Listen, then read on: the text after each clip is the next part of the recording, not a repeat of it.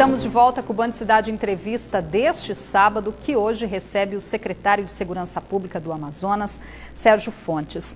Secretário, na semana passada, uma operação coordenada pela Secretaria de Segurança Pública resultou aí na prisão de 12 policiais militares envolvidos com um crime, infelizmente, incluindo aquela chacina, em alguns daqueles crimes da chacina do mês de julho, que resultou aí na morte de 34 pessoas num único fim de semana. A prisão desses policiais militares, ela contribui para a elucidação de todos os casos ou ainda faltam casos? Porque nem todos foram solucionados ainda, né? Veja, eu me lembro bem, a minha origem, eu sou investigador. A minha profissão é investigar. Sempre fiz isso. E eu disse que nós não poderíamos descartar nenhuma linha de investigação naquela, que teríamos que abordar todas, sem ofender ninguém, sem... E o interessante é que naquele final de semana, todas as linhas de investigações se mostraram procedentes. O crime organizado matou, servidores policiais mataram, enfim, aconteceu de tudo e foi uma tragédia. 34 mortos, infelizmente, nós tivemos que arcar com esse ônus desse final de semana sangrento.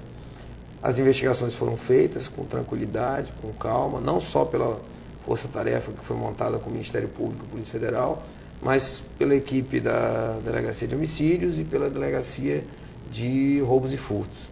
E somando todos os resultados, nós chegamos aí a 30 dos 34.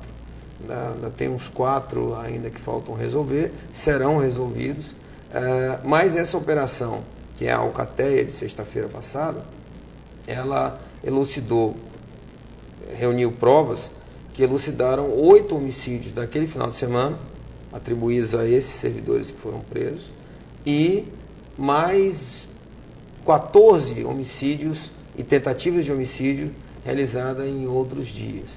As operações ainda estão reunindo mais provas, mas é interessante dizer que elas foram feitas porque, primeiro, é necessário, é um compromisso que nós tínhamos com a sociedade. E segundo, por uma questão de respeito e consideração à imensa maioria de policiais militares que realizam o seu trabalho sem desviar a conduta no dia a dia, arriscando a vida pelo cidadão. Esses são os verdadeiros destinatários do nosso trabalho. A eles é que é acreditado isso, porque eles trabalham de maneira honesta. Mas existe a possibilidade de envolvimento, aí, de identificação de mais policiais envolvidos com o crime? Olha, como eu falei, né, o investigador ele nunca pode descartar linhas de investigação. As investigações elas têm como vida própria, elas vão seguindo, é a busca da verdade. Nós chegamos nesses 22 casos, 8 homicídios daquele feriado, daquele final de semana, mais 2 ou 3 homicídios em outros dias e mais 12 ou 13 tentativas de homicídio. Mas é possível que nessa fase... Que as investigações ainda continuam para esses outros casos. Porque no dia, na sexta-feira, se apreendeu outros materiais, armas, enfim, comparações balísticas serão feitas. E é importante lhe dizer que essas pessoas matavam pelos motivos mais fúteis que se possa imaginar e por motivos criminosos. Para tomar droga, isso é que a investigação levou, para tomar arma, por diversão, e isso em momento nenhum pode ser admitido pelo Estado, certamente é repudiado por todos da corporação. Inclusive áudios divulgados na imprensa mostraram aí contatos telefônicos de policiais acertando uma possível vítima, né? E inclusive assim a comunicação deles é muito chocante, né? Eles, poxa, e aí, quem vai matar quem? Eu ou você? Né? Uma coisa muito natural, né? A gente, inclusive, está ali com o áudio que a gente divulgou no Band Cidade, onde a gente observa claramente o conteúdo da conversa, extremamente chocante. 2 policiais militares articulando a morte de um civil, que eles, inclusive, consideraram como, entre aspas, vagabundo, mas é um cidadão, é uma pessoa que está sendo possível, que vai ser uma vítima de 2 policiais militares, né? Pois é, eles terão a oportunidade de se defender, terão a oportunidade de apresentar a sua defesa, mas as provas colhidas até agora são contundentes no sentido de que havia esse grupo formado mesmo e, enfim, nós fizemos o nosso trabalho. Tá certo. E vamos continuar fazendo. Tá certo, esperamos sim. Secretário, outra questão importante para a gente abordar é a questão das invasões aqui em Manaus, que são bastante crescentes. Uma delas, que é considerada aí a maior cidade das luzes, foi feito até um trabalho de investigação, com envolvimento, né, da Secretaria, com o Ministério Público, onde foi identificada a existência de crime organizado dentro dessa invasão. É um problema bastante sério que precisa ser combatido. Aquela área existem mandados de reintegração de posse, mas que ainda não puderam ser cumpridos, né? Era para ter sido cumprido aí na última semana, mas por determinação da própria Justiça acabou suspenso temporariamente. Pois é aquilo que eu lhe falei no quadro anterior. As ações do crime organizado muitas vezes não são vistas pela população.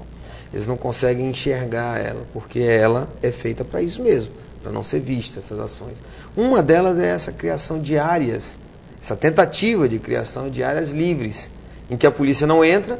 Por quê? Porque se uma viatura da polícia se aproximar, os cidadãos que estão ali, que têm seus interesses, muitas vezes não estão ligados ao narcotráfico, mas vão impedir, porque vão achar que é uma reintegração. A Cidade das Luzes, especificamente, ela foi planejada pelo crime organizado para servir de área livre para eles, porque ela tem contato com o rio, ou seja, pode chegar um carregamento de droga pelo rio. A gente também está exibindo imagens da última tentativa e lá dentro de você tem casa de 3 andares. Olha a extensão da área. Isso aí é tudo área, é uma área invadida, né? Você tem lotes ali que já são de empresas. Você tinha vários comércios ali dentro com muita mercadoria que foi fechada pela Cefaz. E assim, nós já estamos com 2 mandados de reintegração. É bom para o cidadão que mora porque nem todo. É óbvio que existe uma grande parte daqueles moradores de boa fé, que precisam morar. E esse servidor, esse morador, que está me assistindo agora, precisa saber que existe um mandado do Dr. Karim, que não foi suspenso, está valendo e ele determinou que seja cumprido, e que existe mais um mandado de reintegração de posse da Justiça Federal. E nós vamos cumpri-lo. Vamos cumprir os 2, porque é a nossa obrigação cumprir. E seria recomendável que o cidadão de bem saísse, procurasse os órgãos sociais do governo para obter ajuda e não enfrentasse a polícia, porque nós não estamos fazendo mais do que o nosso trabalho. A justiça manda. Infelizmente, a gente sabe que tem muitas pessoas ali que não são criminosas. A Sim, gente não está generalizando que as pessoas que estão ali são criminosas, mas elas foram induzidas certamente por pessoas que não tiveram boas intenções e agora estão sendo vítimas de um grande problema social, né? E que precisa também da contribuição aí de outros órgãos públicos, porque a gente sabe também que essas pessoas precisam ir para algum lugar, né? A justiça tem que ser cumprida, mas elas também precisam de um amparo. Nós temos que contar também que tem um dano ambiental, né, enorme, que prejudica toda a comunidade. E isso precisa parar. Se não é uma questão da polícia, eu sempre digo que é a ponta da lança. A polícia é só para cumprir. Nós temos, quanto mais polícia, quanto mais órgãos e agentes do Estado estiverem envolvidos nessa operação, e é isso que nós queremos, e estamos trabalhando nisso, menos esse tipo de população necessitada vai sofrer, vai padecer, ou seja, carros para levá-los aonde eles tiverem algum lugar para ir, pessoas para fazer cadastro, para que eles possam. Então, nós queremos diminuir o dano ao máximo. Sim. Não queremos fazer mal para ninguém, mas a Justiça já decidiu que aquele local não pode permanecer lá e nós vamos atuar para fazer com que a decisão dos juízes competentes sejam cumpridas. E a gente espera que não haja nenhum problema de violência, que essa medida possa ser cumprida de uma forma pacífica, né?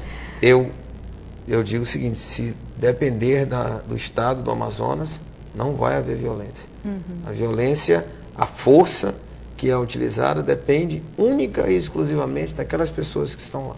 Tá certo. Secretário, a gente está encerrando o nosso tempo aqui. Eu gostaria só de finalizar falando sobre essa questão de fim de ano, que agora o centro da cidade começa a ser movimentado e a gente teve aí a retomada, então, do policiamento a pé no centro da capital. Isso vai ajudar também a trazer aquela sensação de segurança aí durante as compras de Natal. E é necessário, né? Nós estamos numa época de crise, é preciso aquecer a economia.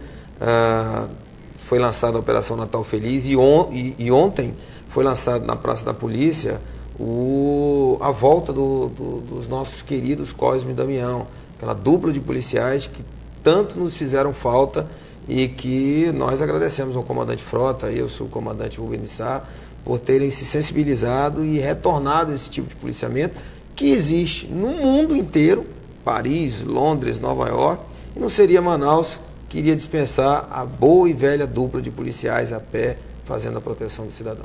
Tá certo. Secretário, gostaria muito de agradecer mais uma vez a sua participação aqui conosco e o Band Cidade está sempre à disposição aí para acompanhar o trabalho da Secretaria, o senhor que vem fazendo um trabalho sério à frente aí da Secretaria de Segurança, conte sempre com a nossa colaboração. Eu agradeço e se não tiver a oportunidade de voltar, já desejo um Feliz Natal e um ano repleto de bênçãos a todos. Tá certo, muito obrigada. Para você aí de casa, uma ótima noite, um ótimo domingo e a gente volta a se encontrar na segunda-feira no Band Cidade a partir de 5:50 da noite. Até lá!